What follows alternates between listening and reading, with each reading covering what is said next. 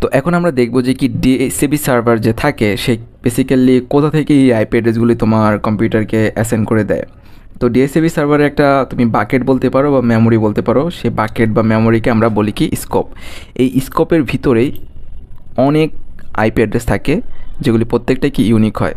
অর্থাৎ এই স্কোপে সেট করা থাকে যে তোমার আইপি অ্যাড্রেস স্টার্ট হবে কোথা থেকে এবং এন্ড হবে কোথা থেকে। এটা হচ্ছিলো আইপি অ্যাড্রেসের রেঞ্জ। অর্থাৎ রেঞ্জটা শুরু হচ্ছিলো 10.0.0.1 থেকে 10.0.0.100 পর্যন্ত, অর্থাৎ টোটাল 100টা আইপি অ্যাড্রেস এই স্কোপের মধ্যে আছে এবং টোটাল যতগুলি ইউনিক আইপি অ্যাড্রেস এই রেঞ্জের মধ্যে আছে সবগুলির লিস্ট কিন্তু ডিএসসিপি সার্ভারের কাছে থাকে। খেয়াল করতেছে এই যে এটা হচ্ছিল সেই লিস্ট। এইখান থেকে তোমার বেসিক্যালি বিভিন্ন ধরনের ডিভাইসকে আইপি অ্যাড্রেসগুলো সেট করে দেওয়া হয়। অর্থাৎ কোনো একটা কম্পিউটার আসলো, বললো যে কি আমাকে একটা আইপি অ্যাড্রেস প্রোভাইড করো, তখন সে দেখবে যে কোনগুলো ইউজ হয়নি, মনে করো 11 পর্যন্ত ইউজ হয়েছে, তাহলে সে কী করবে 12টা তাকে সেট করে দিবে। তো এই স্কোপটা অনেক ইম্পর্টেন্ট, কারণ এই স্কোপের ভিতরেই বেসিক্যালি আইপি অ্যাড্রেসগুলো সাজানো থাকে এবং এটা ওয়ান কাইন্ড অফ মেমোরি, যেই মেমোরিতে তোমার আইপি অ্যাড্রেসের রেঞ্জটা এবং কতগুলি ইউনিক আইপি অ্যাড্রেস আছে সবগুলো লিস্ট আকারে থাকে। তো এটা যে বাই ডিফল্ট এরকম তা না, তুমি নেটওয়ার্ক অ্যাডমিনিস্ট্রেটর চাইলে এই রেঞ্জটা বাড়াতেও পারে, কমাতেও পারে, নেটওয়ার্কের তোমার ডিভাইসের সংখ্যার উপর ডিপেন্ড করে। অর্থাৎ রেঞ্জটা বাড়াই দিতে পারো, তুমি 200টা ইউনিক আইপি অ্যাড্রেস এখানে রাখতে পারো অথবা কমাই দিতে পারো। তো এখন দেখো, তো ডিএসসিপি সার্ভার তো আমরা দেখলাম যে কীভাবে আইপি অ্যাড্রেস আমাদেরকে প্রোভাইড করে তার স্কোপ থেকে, অর্থাৎ মেমোরি থেকে। কিন্তু এই ডিএসসিপি সার্ভার কখনও তোমাকে আইপি অ্যাড্রেসটা পার্মানেন্টলি দিবে না, কখনোই পার্মানেন্টলি দিবে না, সেটা লিজ আকারে দিবে। লিজ মানে ওয়ান কাইন্ড অফ তোমাকে ধার দেওয়ার মতো আর কি। অর্থাৎ একটা নির্দিষ্ট সময়ের জন্য তোমাকে আইপি অ্যাড্রেসটা দিবে, অর্থাৎ একদিনের জন্য হয়তো দিতে পারে, তুমি ওই দিন এই আইপি অ্যাড্রেসটা ইউজ করতে পারবা, ঠিক আছে। তো a lease is the amount of the time an IP address is assign to be a computer. তার মানে এটা কম্পিউটারকে একটা নির্দিষ্ট সময়ের জন্য আইপি অ্যাড্রেসটা কিন্তু ধার দেওয়া হয়, পার্মানেন্টলি এটা দেওয়া হয় না। The lease is help make sure that DSCP server does not run out IP address.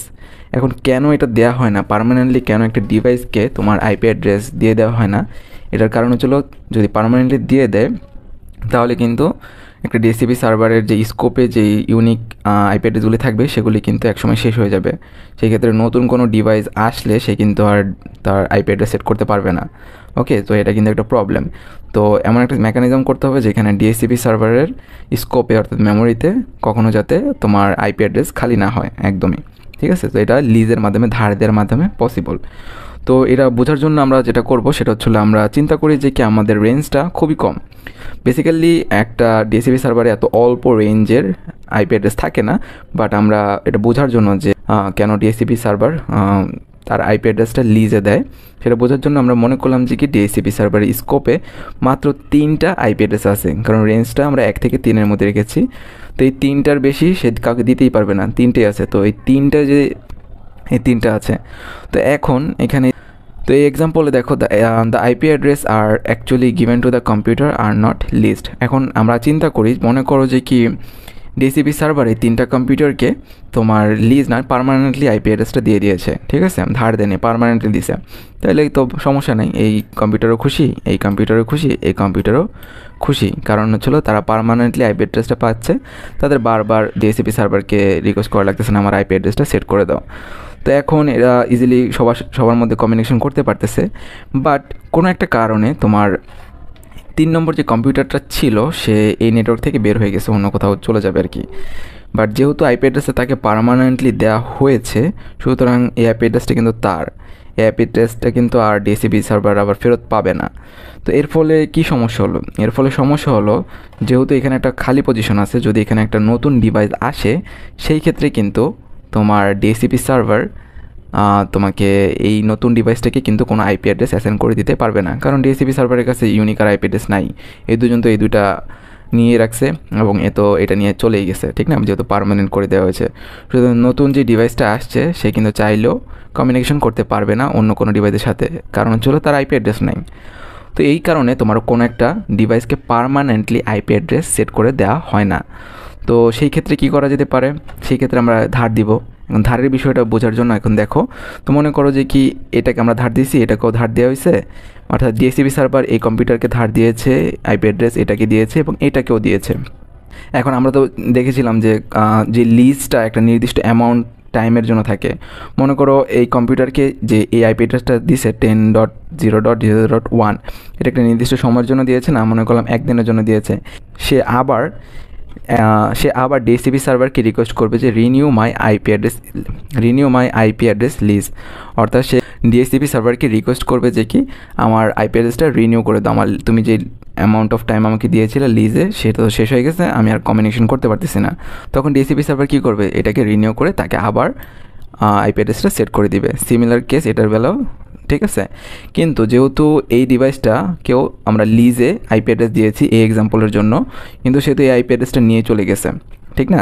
কিন্তু যেহেতু লিজে দেওয়া হয়ে গিয়েছে, এই আইপি অ্যাড্রেসটা কিন্তু একে ফেরত দিয়ে চলে যাওয়া লাগছে, এই আইপি অ্যাড্রেসটা কিন্তু তার কাছে আর নেই। এখন সে বুঝবে কেমনে, ডিএসসিপি সার্ভার তখন বুঝবে কেমনে, ডিএসসিপি তখন বুঝবে হচ্ছিলো, দেখো সে তো এখানে ছিল, হ্যাঁ এখানে ছিল, সে এখানে আর নাই, তার মানে কি একদিন এক্সপায়ার হওয়ার পরে সেখান থেকে কোনো রিকোয়েস্টও আসতেছে না যে তার আইপি অ্যাড্রেসটা রিনিউ করে দাও। যেহেতু কোনো রিকোয়েস্ট আসতেছে না, সুতরাং সেই ক্ষেত্রে কি তার লিস্টটা এক্সপায়ার করে দেওয়া হবে। যেমন প্রথম কম্পিউটারটা কি রিকোয়েস্ট করেছিল একদিন পরে যে তার আইপি অ্যাড্রেসটা রিনিউ করে দিতে। এর ফলে কি ডিএসসিপি সার্ভার বুঝছে, ও আচ্ছা এখানে তো একটা ডিভাইস অলরেডি আছে এবং ওই সেম ডিভাইসটাই রয়েছে। সিমিলারভাবে এইটার বেলাও কিন্তু যখন দেখবে যে কি এইখান থেকে কোনো রিকোয়েস্টই আসতেছে না, একদিন পার হয়ে গেছে, লিজের টাইম শেষ, বাট কোনো রিকোয়েস্ট আসছে না, তখন সে বুঝে ফেলবে যে এই ডিভাইসটা তো এখানে আর নেই, এটা অন্যদিকে চলে গেছে।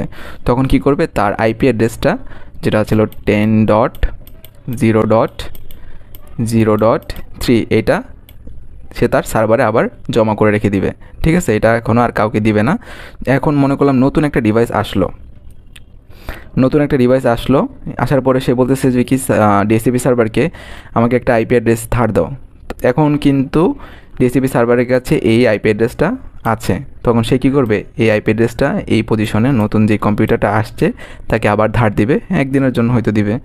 তো এর ফলে সুবিধাটা কি, লিজ দেওয়ার ফলে সুবিধাটা হচ্ছিল ডিএসসিপি সার্ভার আইডেন্টিফাই করতে পারে যে কোন কম্পিউটারগুলো তার সাথে কানেক্টেড আছে, কোন কম্পিউটারগুলো তার সাথে কানেক্টেড নাই।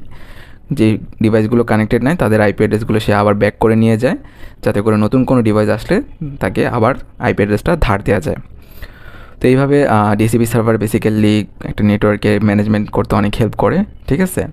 তো এটা দেখলাম যে তো এই দেখো আইপি অ্যাড্রেসটা এখানে তাকে দেওয়া হয়েছে।